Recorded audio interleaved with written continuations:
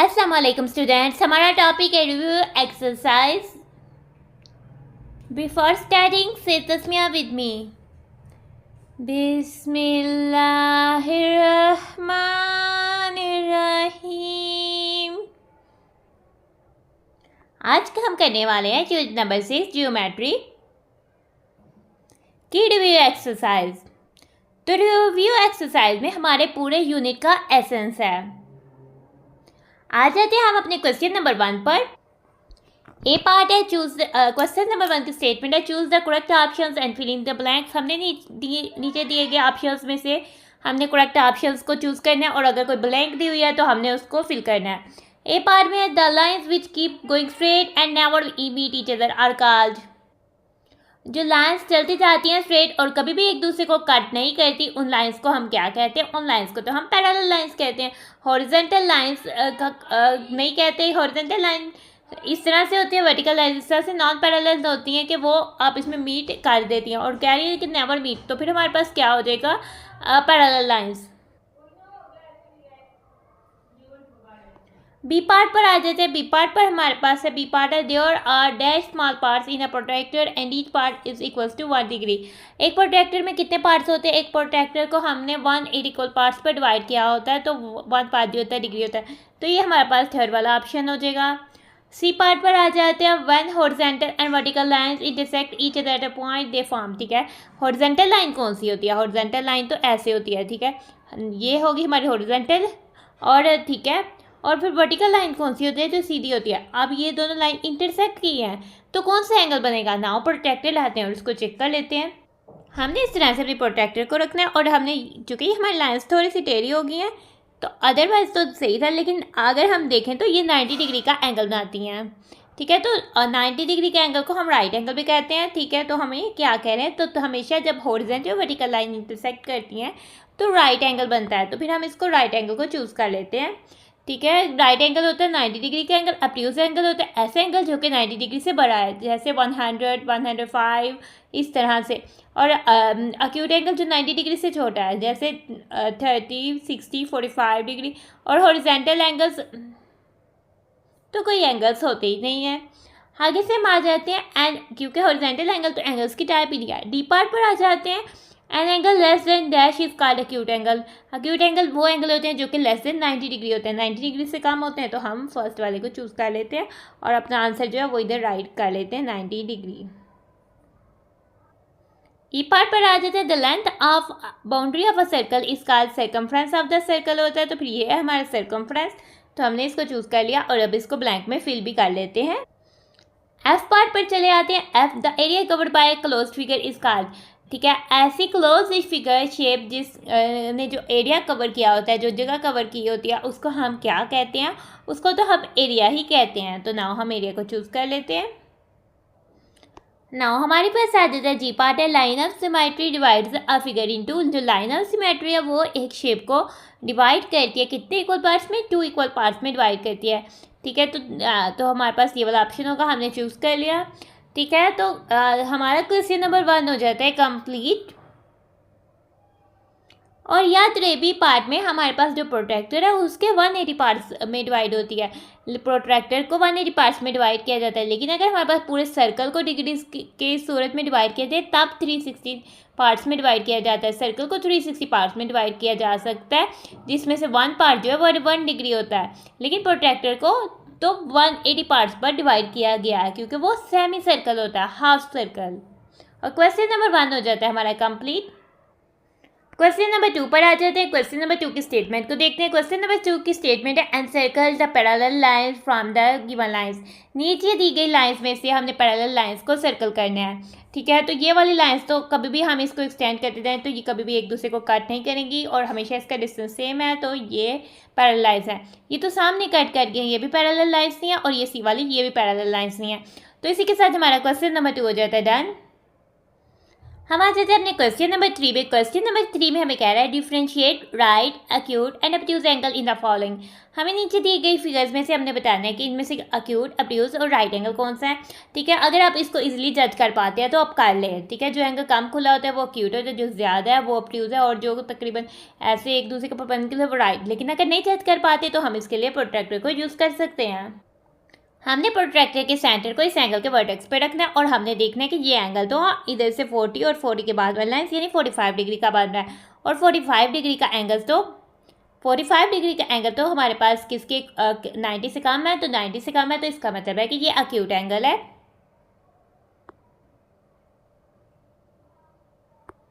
तो हम इधर राइट कर देते हैं।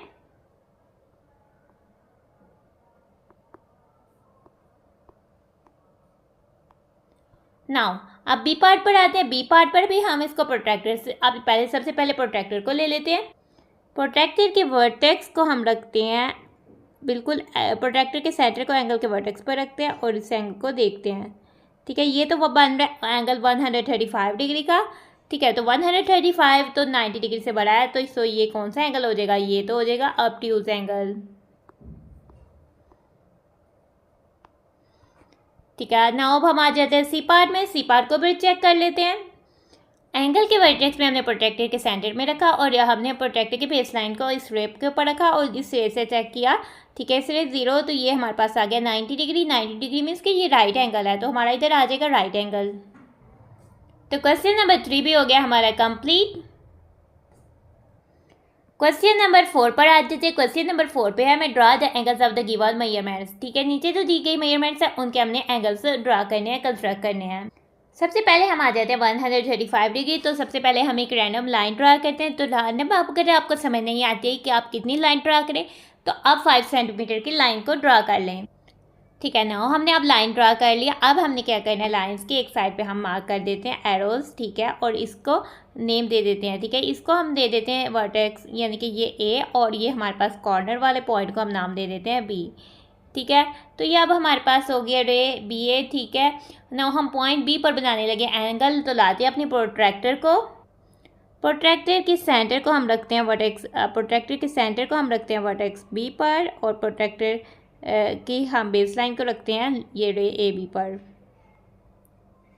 अब ये हमारा हो गया। अब हमने इधर से देखना है, हमने एंगल ड्रा करना है 135 डिग्री का।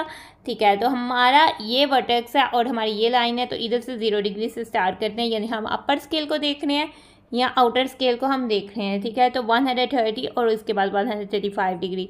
तो इधर हमने जो है वो एक पॉइंट मार्क कर देना है। इसके बाद हमने अपनी प्रोट्रैक्टर को हटा देना है। अब हमने स्केल की मदद से बी और इस पॉइंट से गुजरती हुई एक लाइन जो है वो ड्रा करनी है।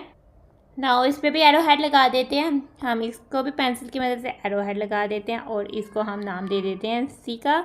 ठीक है, तो अब हमारे पास एंगल ए बी सी बन जाता है। नाउ अब हम इधर एक आर्क लगाते हैं और बीच में हम 135 डिग्री जो है वो राइट कर देते हैं। हमने राइट कर देना 135 डिग्री, तो हमारा ये ए पार्ट हो जाता है डन। बी पार्ट पर आते हैं। हमारे पास अब एंगल है 95 डिग्री। तो सबसे पहले हमने लाइन लगा दी। अब हम इसकी नेमिंग कर देते हैं। ठीक है, नेमिंग क्या करनी है, हमने इधर से एरो लगा के हम इसको वर्टेक्स को ए नाम दे देते हैं, फिक्स पॉइंट को हम इसका बी नाम दे देते हैं। ठीक है, अब हम बी पर जो है वो एंगल कंस्ट्रक्ट करते हैं। हमने इस तरह से प्रोट्रैक्टर के सेंटर पर हमने जो लाइन का वर्टेक्स यानी वर्टेक्स एंगल का वर्टेक्स है उसको प्रोट्रैक्टर के सेंटर पे रखा। अब हमने देखना है 0 डिग्री। ठीक है, 95 डिग्री देखना है, तो हमने इधर से 0 डिग्री से स्टार्ट करना है। ये हमारा 90 डिग्री ये आ जाता है, और इधर से 95 डिग्री ये हमारा आ जाता है 95 डिग्री। ठीक है, इसमें हमने एक पॉइंट मार्क कर देना है। ठीक है, अब हम अपनी प्रोट्रैक्टर को हटा देते हैं। ठीक है, प्रोट्रैक्टर को हमने हटा दिया। अब हम इस पॉइंट से इस को ज्वाइन करते हुए एक लाइन लगा देते हैं स्केल की मदद से। नाउ लाइन लगाने के बाद हम ऊपर इसके एरो हेड लगाएंगे और इसको हम नाम दे देंगे सी का। ठीक है, अब हमारे पास ए बी सी एंगल बन गया। अब हम पॉइंट वर्टेक्स बी पर आर्क लगाते हैं। आर्क पर हमने लिख दिया 95 degree. Now A B C 95 degree का एंगल हमने कंस्ट्रक्ट कर लिया। बी पार्ट हो जाता है हमारा डन। सी पार्ट पर आते हैं 70 डिग्री। सबसे पहले हमने 5 सेंटीमीटर की लाइन लगा ली, या रैंडम किसी भी नंबर की आपने लाइन लगा दी। उसके बाद आपने क्या किया, आपने इसको नेमिंग कर दी, ठीक है। नेम आप कुछ भी रख सकते हैं, PQR भी रख सकते हैं, लेकिन हम जनरल फर्स्ट 3 कैपिटल लेटर जो है वो रख रहे हैं, ठीक है। ABC आपने इसका AB जो है इस रे का नाम रख दिया। फिर हमने प्रोट्रैक्टर के सेंटर को इसके वर्टेक्स पर रखा और हमने एंगल ड्रा करना है 70 डिग्री का। इधर से हम स्टार्ट कर रहे हैं, तो इधर से 0, ये हमारा रहा 70 डिग्री। 70 डिग्री के ऊपर हम बहुत ध्यान से प्रोट्रैक्टर को देखते हुए जो है वो पॉइंट मार्क करेंगे, ठीक है। हमने बहुत ध्यान से मार्क करना है, 1 डिग्री आगे पीछे नहीं होनी चाहिए। तो ना अब हम अपने प्रोट्रैक्टर को हटाकर क्या करते हैं, हम जो करते हैं इस लाइन को, इस पॉइंट से ज्वाइन करते हुए स्केल की मदद से एक लाइन जो है वो लगा देते हैं। ना अब हमने इधर से ज्वाइन कर लिया और इसको सी का नाम दे दिया। अब हम इधर एक आर्क लगाते हैं और बीच में हम 70 डिग्री लिख देते हैं और सी पार्ट हो जाता है हमारा डन। डी पार्ट पर हमने कंसिडर करना है एंगल 20 डिग्री का। रैंडमली लाइन लगा देते हैं, कोई किसी भी सेंटीमीटर की नहीं समझ आती तो 5 सेंटीमीटर की लाइन लगा दी हमने, ठीक है ना। तो हम इसकी नेमिंग कर लेते हैं। ये हमारे पास ए हो गया, बी हो गया, प्रोटेक्टर को लाया हमने, ठीक है। प्रोटेक्टर को हमने फिक्स करना है उसकी अपनी जगह पर। प्रोटेक्टर को फिक्स करने के बाद जो है वो हमने पॉइंट मार्क किया, ठीक है। प्रोटेक्टर को फिक्स कर दिया। अब हमारे पास इधर 20 है तो हमने 20 डिग्री पर पॉइंट मार्क किया। प्रोटेक्टर को हमने हटा दिया। अब लाइन को ज्वाइन करना है, ठीक है। तो हमने 20 डिग्री से होते हुए लाइन को एक्सटेंड कर देना है। एरोज लगाए, नेम दिया, ABC एंगल बना दिया। अब हम लगाते हैं इधर एक आर्क, ठीक है, लगा दिया अपने हमने आर्क। नाउ अब हम बीच में लिख देते हैं 20 डिग्री, चूँकि हमारा 20 डिग्री का एंगल था। नाउ हमारा जो है डी पार्ट हो जाता है, वो हो जाता है कंप्लीट। तो हमारा क्वेश्चन हो जाता है कंप्लीट। अब हम आ जाते हैं क्वेश्चन नंबर 5 पर। क्वेश्चन नंबर 5 है हमारा लेबल द सर्कल, ठीक है। हमें सर्कल दिया हुआ है, उसके पार्ट्स को लेबल करना है। ए पार्ट हमें ये पूछ रहा है, तो ये वाली लाइन जो है ये हमारे सर्कल की वन बाउंड्री और दूसरी बाउंड्री को टच कर रही है और सेंटर से होकर गुजर रही है। तो ये वाली लाइन सेगमेंट जो हो जाएगी वो हो जाएगी डायमीटर। अब इसी के आ जाते हैं बी पार्ट। हमें बी पार्ट में एरो से पूछ रहा है कि ये क्या चीज़ है, ये तो सेंटर है। सी पार्ट पर आ जाते हैं। सी पार्ट पर हम पूछ रहे हैं सर्कल की बाउंड्री, ये तो उसका सर्कमफेरेंस है। डी पार्ट पर आ जाते हैं और हमसे पूछ रहा है ये वाली लाइन सेगमेंट जो है ये क्या है, ठीक है, जो कि सेंटर से उसकी बाउंड्री को टच करिए, तो फिर ये तो रेडियस है। तो फिर हमारा क्वेश्चन नंबर 5 भी हो जाता है कंप्लीट। क्वेश्चन नंबर 6 पर आ जाते हैं। क्वेश्चन नंबर 6 की स्टेटमेंट है find the parameter and area of the given figures, ठीक है। तो नीचे दी गई पिक्चर्स एंड फिगर्स दी गई हैं, हमने इनका एरिया भी फाइंड कर, पैरामीटर भी फाइंड करना है और एरिया भी फाइंड करना है। ए पार्ट पर आ जाते हैं। नाउ पैरामीटर को फाइंड करते हैं, ठीक है। तो ये हमारे पास ये पर काउंट करते हैं सबसे पहले नंबर ऑफ बॉक्सेस, ठीक है। तो ये हमारे पास हो जाता है 1 2 3 4 5 6, 1 2 3 4, ठीक है। तो ये हमारे पास 6 4 इस तरह से ये भी काउंट कर लेते हैं 1 2 3 4 5 6। वैसे क्योंकि रेक्टेंगल या स्क्वायर हो, रेक्टेंगल हो तो उसकी अपोजिट साइज जो है वो सेम होती हैं, ठीक है। और ये हमें मीटर में दिया हुआ है, हमने इस चीज़ का बहुत ध्यान रखना है, ठीक है। 1 2 3 4। अब हमने जो सारे साइज़ हैं उनको प्लस कर लेते हैं, जैसे कि ये आ जाएगा 6 मीटर। ना हम फिर इसमें ऐड कर देंगे 6 मीटर में ये वाली 4 मीटर आ जाएगी, तो फिर हम ऐड कर देंगे 4 मीटर। फिर हम उसमें ऐड कर देंगे ये वाला 6 मीटर, ठीक है, ये भी 6 मीटर थे। फिर हम ऐड कर देंगे ये 4 मीटर, ठीक है। तो फिर हमारा आंसर हो जाएगा 6 + 4 10, 10 + 6 16, 16 + 4 20। तो 20 मीटर हो जाता है पैरामीटर का आंसर। अब ना हम इसका एरिया फाइंड करते हैं। एरिया के लिए हमने काउंट करने हैं नंबर ऑफ बॉक्सेस, लेकिन ये रेक्टेंगल है, चूँकि ये दोनों साइड सेम, तो हम क्या करेंगे, हम ये वाली और ये वाली को मल्टीप्लाई कर देंगे। इधर 6 है और इधर 4 है, 6 × 4 क्या हो जाता है, यानी कि ये उतने बॉक्सेस हैं, 6 × 4 बॉक्सेस हैं, तो 6 × 4 हो जाता है 24, ठीक है। 24 हम साथ यूज़ करेंगे मीटर, और हमें याद पता होना चाहिए कि मीटर एरिया के ऊपर जो भी यूनिट हो उसके ऊपर एक छोटा सा 2 आता है जिसको हम स्क्वायर कहते हैं, तो ठीक है। तो ये हो जाएगा 24 मीटर स्क्वायर और ए पार्ट हो जाता है हमारा डन। बी पार्ट पर आते हैं। हमें ये शेप दी हुई है, ठीक है। तो ये हमें दी गई है सेंटीमीटर में। तो सबसे पहले हम इसका पैरामीटर फाइंड करते हैं। पैरामीटर के लिए हमने काउंट करना है बाउंड्री को, ठीक है। तो ये 1 सेंटीमीटर, इस तरह से काउंट करते हैं कितने सेंटीमीटर्स बनती है, ठीक है। 1 2 3 4, 1 2 3 4, 1 2 3 4, 1 2 3 4 4 centimetre plus 4 centimetre plus 4 centimetre plus 4 centimetre, ठीक है। तो 4 + 4 हो जाता है हमारे पास 8, 8 + 4 हो जाता है हमारे पास 12, 12 + 4 हो जाता है 16। तो साथ हमारे पास ऐड करने के बाद सेंटीमीटर आ जाएगा, क्योंकि हम सेंटीमीटर सेम लेंथ के यूनिट को ऐड कर रहे हैं तो सेम लेंथ का यूनिट आएगा, ठीक है। तो अब हम आ जाते हैं, अब हम फाइंड कर लेते हैं इस शेप का एरिया, ठीक है। एरिया के लिए हम सिंपली ये वाली और ये वाली साइड्स को आपस में मल्टीप्लाई कर देते हैं, ठीक है। ये 4 टाइम्स 4 यानी कि नंबर ऑफ बॉक्सेस काउंट करने हैं, तो वो हम इस तरह से कर लेते हैं। 4 टाइम्स 4 16 बॉक्सेस हैं, तो हमारे पास आ जाएगा 16 और हमारे पास आ जाएगा, क्योंकि ये सेंटीमीटर में है तो 7 आ जाएगा सेंटीमीटर। और एरिया हमेशा हर एरिया के ऊपर जो भी यूनिट हो उसके साथ एक छोटा सा ऊपर 2 आता है, जिसको हम स्क्वायर कहते हैं। तो 16 सेंटीमीटर स्क्वायर हो जाता है हमारा आंसर और बी पार्ट हो जाता है हमारा डन। सी पार्ट पर आ जाते हैं। अब हमें बता रहा है कि ये 1 मीटर यानी कि ये हमें मीटर में दिया हुआ है।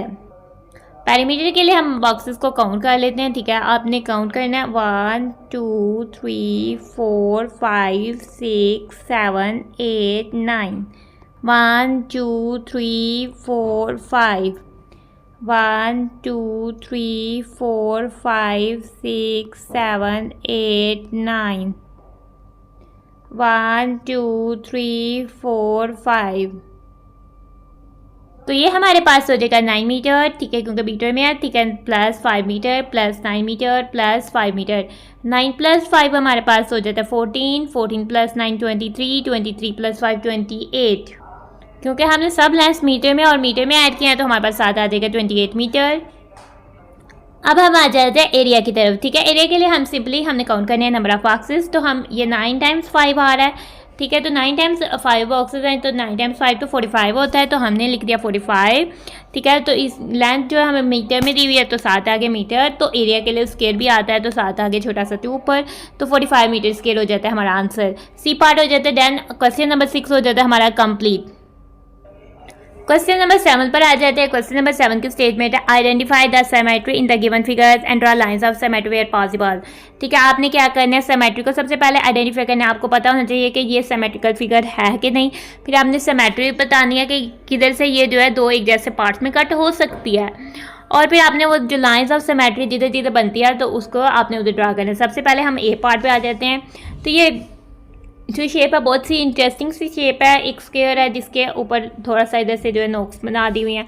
तो क्या ये सिमेट्रिकल है? अगर हम इधर से कट करें तो भी एक जैसी है, इधर से कट करें तो भी एक जैसी है, अगर हम इधर से कट करें तो भी एक जैसी है, और अगर हम इधर से कट करें तो भी एक जैसी है। तो नाउ सबसे पहले हम लाइन ऑफ सिमेट्री ड्रा करते हैं। ये एक लाइन ऑफ सिमेट्री हमारी ये हो जाती है, ठीक है। तो आपने पेंसिल से ड्रा करनी है। एक ये हो जाती है, एक हम इधर से ड्रा कर लेते हैं, एक आपने स्केल की मदद से लाइन को इधर ड्रा कर लेना है,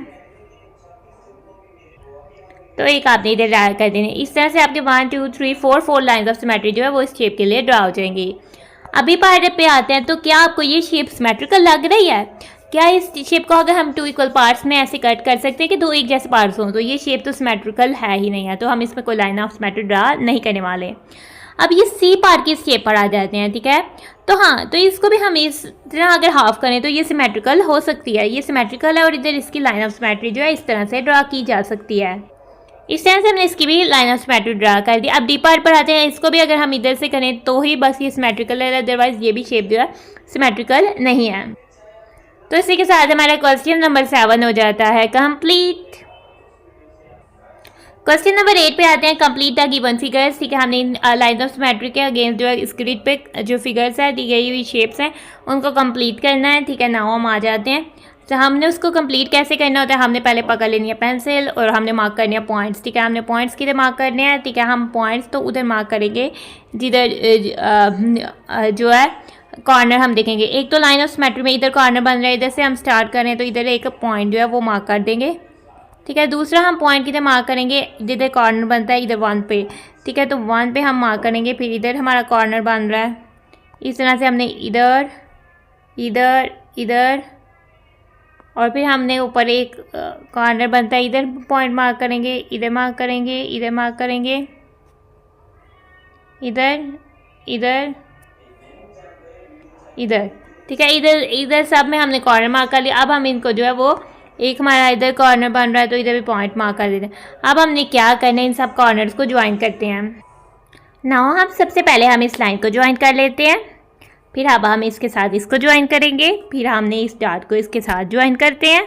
आपने पेंसिल और स्केल की मदद से जो है वो इसको ज्वाइन कर देना है, ठीक है। तो अब हम इसको और इसके साथ जो है मिला देते हैं। हमने डॉट्स को डॉट्स के साथ नीचे वाले पैटर्न को देखते हुए मिलाना है।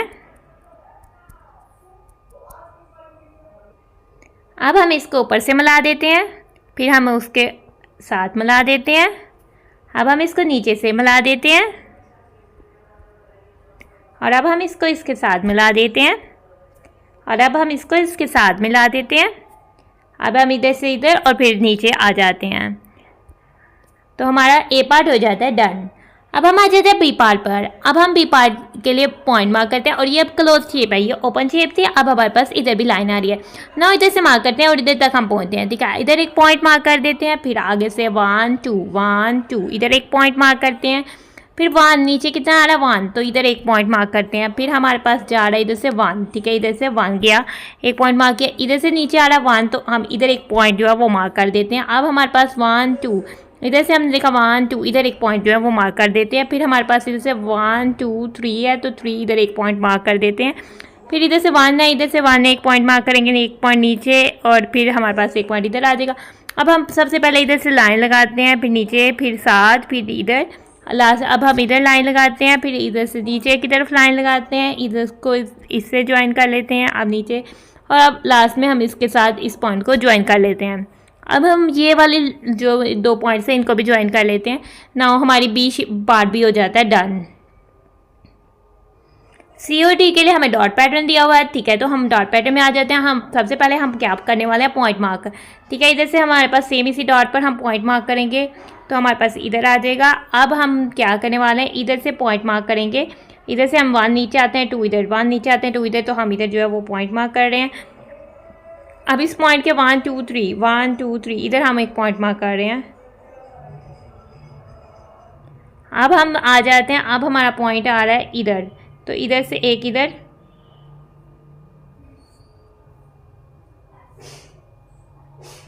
और लास्ट में हमारे पास आ जाता है इधर पॉइंट आ जाता है। अब हम जो है लाइन से ना इसको जोड़ लेते हैं। सबसे पहले हम इधर से इधर लाइन ड्रा करते हैं। अब हम जो है इधर से इधर को लाइन को ड्रा कर लेते हैं, तो आपने स्केल की मदद से लाइन को ड्रा कर लेना, ठीक है ना। अब हम इधर से इधर को पहले करते हैं, लेकिन ये हम इकट्ठे भी कर सकते हैं, तो डायरेक्ट भी हम लाइन को ड्रा कर सकते हैं। आपको कन्फ्यूजन होती है तो आप इसको पहले इधर रख के फिर इधर रख के करें, या स्केल को डायरेक्ट रख के इसको मैच कर लें, तो हमारा ये देखें सी पार्ट भी बच्चों हो जाता है डन। अब हम आ जाते हैं डी पार्ट में, ठीक है। हम अपनी शेप को किधर से स्टार्ट करें, हम इधर से भी स्टार्ट कर सकते हैं, इधर से भी हम ऊपर से स्टार्ट करते हैं, क्योंकि अब हमारे पास लाइन जो है वो डायगोनल्स यानी स्लोप में टेढ़ी दी हुई है। तो नाउ मार्क करते हैं, सबसे पहले हमारा पॉइंट आ जाता है इधर।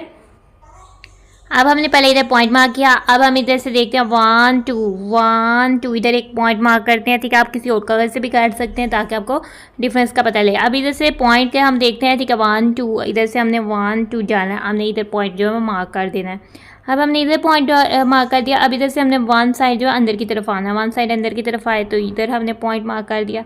अब इधर 1 साइड हमने नीचे जाना है, इधर से 1 साइड इधर हम नीचे आए, तो हमने इधर पॉइंट मार्क कर दिया।